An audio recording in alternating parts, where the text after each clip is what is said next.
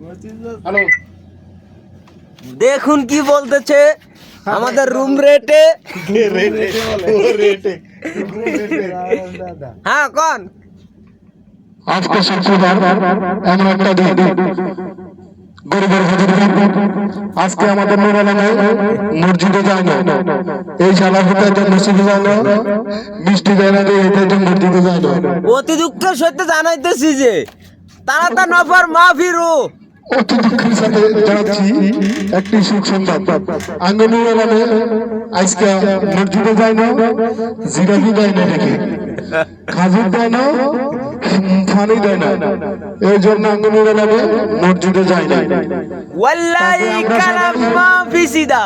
তাকে আমরা সবাই আমাদের রুম রেট যারা আছে সবাই মিলে নুরাকে আমাদের রুম থেকে বাইর করে দেওয়া হবে।